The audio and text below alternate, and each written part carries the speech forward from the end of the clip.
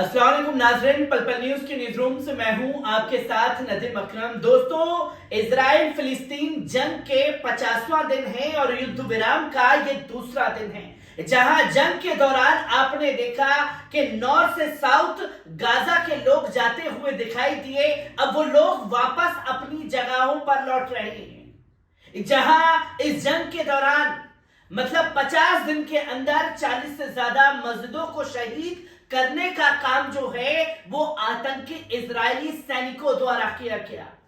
जहां आप खासतौर पर स्क्रीन पर ये तस्वीर देख रहे हैं, ये अपडेट की गई है 22 अक्टूबर को।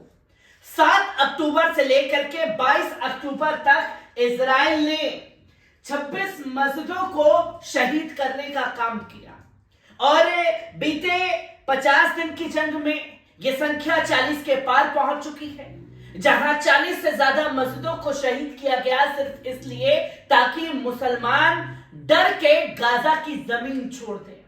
और यह खुले तौर पर मैसेज था कि भाई, जब हम आपकी मस्जिदों को निशाना बना सकते हैं तो इस जंग में हमने आपको भी निशाना बनाया है, ताकि मस्जिद में नमाजी ना पहुंचे, मस्जिद के अंदर अजाने ना हो।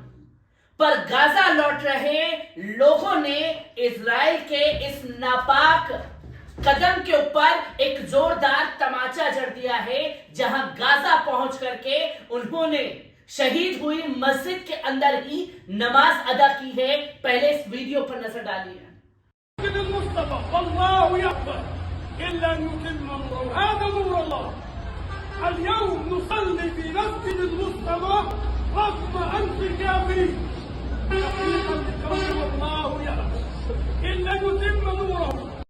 तो दोस्तों, आपने देखा कि किस तरीके से मस्जिद को शहीद करने का काम जो है वो किया गया और उसी शहीद हुई मस्जिद के मलबे के ऊपर नमाजी नमाज अदा करते हुए दिखाई दिए, जिसका वीडियो आप लोगों ने देखा। ये उस गाजा का है जहां तमाम इजरायली डिफेंस फोर्स ये बताता रहा कि उसने कब्जा कर लिया है। और साथियों, सिर्फ यही वीडियो सामने नहीं आया है, क्योंकि कल मैंने आप लोगों के सामने ये वीडियो रखा था कि 200 ट्रक जो हैं वो खासतौर पर गाजा की तरफ बढ़े हैं, जिस पर पूरी तरीके से पैक होकर के गया।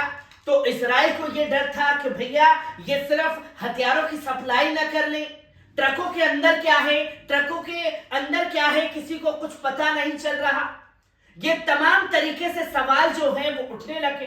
फिर इजराइल ने इस पर आपत्ति जताई कि देखिए कि कहीं ट्रक के अंदर जो है कोई हथियार लेकर के इस गाजा के लोगों के पास ना पहुंचे।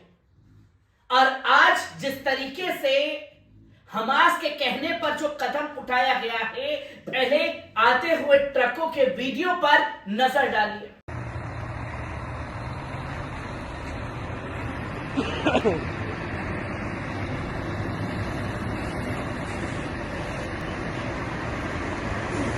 Can you film the next tree?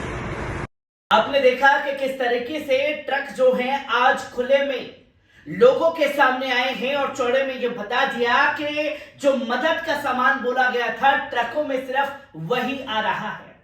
क्योंकि कल जिस तरीके से ट्रकों के वीडियो आए तो इजराइल दहशत में आ गया। और किस तरीके से वो वीडियो था, पहले इस पर नजर डालिए।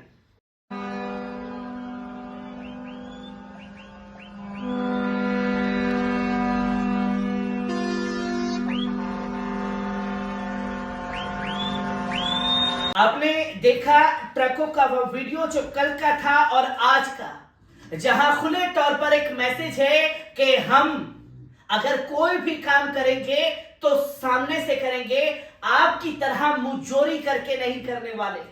जहां आप साफ तौर पर देख सकते हैं कि largest batch of aid sent to north Gaza since war begin.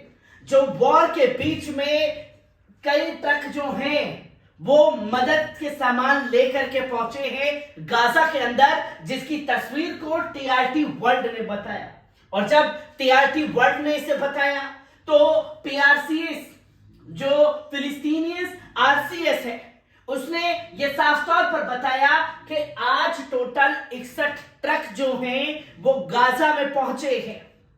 मदद का सामान लेकर के पहुंचे हैं, जिसे दुनिया के सामने खुल करके गाजा के लोगों ने दिखाया, जहां खुले ट्रकों को लेकर के गाजा पहुंचा गया है, जहां the largest convoy of 61 trucks of aid assistance to the Gaza and the north governors loaded with food and non-food items, water, health care, medicines, जिसमें पानी है और कई तरीके के सामान हैं जो मदद की जरूरत के लिए थे। जरूरतों के सामान 61 ट्रक में आज पहुंचे हैं, जिसकी तस्वीर और वीडियो आप लोगों ने देखी। और सिर्फ यही चीजें लगातार सामने नहीं आई हैं, जहां गाजा के इंडोनेशिया अस्पताल पूरी तरह खाली कराया गया है। स्वास्थ्य मंत्रालय ने कहा है कि गाजा के अस्पतालों में घटती सूची में से एक ने अपने वार्ड हॉल खाली करा दिए। उत्तरी गाजा में इंडोनेशिया अस्पताल ने घोषणा की है कि उसे पूरी तरह से खाली कर दिया गया है। गाजा स्वास्थ्य मंत्रालय ने के प्रवक्ता अशरफ अल कुद्रा ने शनिवार को यह घोषणा की और कहा कि शेष घायलों को भी गाजा के सबसे बड़े अस्पताल अल शिफा मेडिकल कॉम्प्लेक्स से निकाला जा रहा है, क्योंकि अब पूरी तरीके से इलाज का सामान जो है हॉस्पिटलों में मौजूद नहीं था। और आज मेडिसिन से भरे हुए ट्रक गाजा पहुंचे हैं, जिसकी तस्वीर लोगों के सामने आई है, जहां साफ तौर पर स्वास्थ्य मंत्रालय ने बता दिया कि किस किस दिक्कतों का सामना खासतौर पर हॉस्पिटल्स में किया जा रहा है, जो कि आप ये साफ तौर पर देख सकते हैं कि जो लोग अपनी जमीनों पर वापस पहुंच रहे हैं, Palestinians Gaza use trucks to the pick through rubble of homes, अपने उन सामानों को हटा करके जैसे तैसे घरों में रहने का जुगाड़ बना रहे हैं, जिसे इजराइल के आतंकी सैनिकों ने तबाह बर्बाद कर दिया है, जिसकी तस्वीर दुनिया के सामने है। और अरब मीडिया इसके बारे में बता रहा है कि कैसे लोग अपने जो सामान बचे हैं उन्हें हटा करके या जैसे तैसे तंबू लगा करके, तिरपाल लगा करके उसी घर में रहने आ गए हैं जिसे शहीद किया गया है, जो कि तमाम तस्वीरें लगातार सामने आ रही हैं। और सामने वो तस्वीर भी है जो फिलिस्तीनी महिलाओं को कल रिहा किया गया है, और उन्होंने क्या कुछ कहा है जो कि एक बेहतरीन नजीर बन गया है। जहां कल प्रतिरोध द्वारा मुक्त की गई महिला कैदियों ने आज अलमायदीन से बात की, और रावन अबू जियाद ने कहा कि कब्जे की जेलों में महिला कैदियों को कई उल्लंघनों का सामना करना पड़ता है, विशेषकर गाजा में बड़ी संख्या में शहीदों को होने के बाद यह दुख है। हमें यकीन था कि गिरफ्तारी के बाद हम आजादी की ओर लौटेंगे, हमें विश्वास था, और हमारे लिए सबसे बड़ा दुख है कि हमारी आजादी के लिए हमारे अपनों ने कुर्बानियां दे दी हैं, जिसे कभी जिंदगी में भी भूला नहीं जा सकता। और ताहिर अबू सारिया ने कहा, मुझे अब भी ऐसा लगता है जैसे मैं सपने में हूं, क्योंकि मैंने ये सोच लिया था कि हम हमेशा ताउम्र तक जेलों में ही रहने वाले हैं। हमारी मुक्ति की कीमत बहुत अधिक थी, और गाजा के लोगों के घाव हमारे घाव हैं, उनका दर्द हमारा दर्द है। जो खोया है परिवारों ने, वो हम सब का दर्द है। जहां आप देखें कि वाला तनाजा ने कहा, मुझे आजादी मिली अल्लाह और प्रतिरोध की बदौलत, जीत हमारी होगी। गाजा के लोग और गाजा के बच्चों का धन्यवाद। प्रतिरोध हमास का आंदोलन का शुक्रिया अदा किया है और साफ तौर पर कहा है कि जीत इंशाल्लाह हमारी होगी। तो वहीं युद्ध की शुरुआत के बाद से कब्जे वाली जेलों की कई महिलाओं कैदियों को परेशान किया गया है।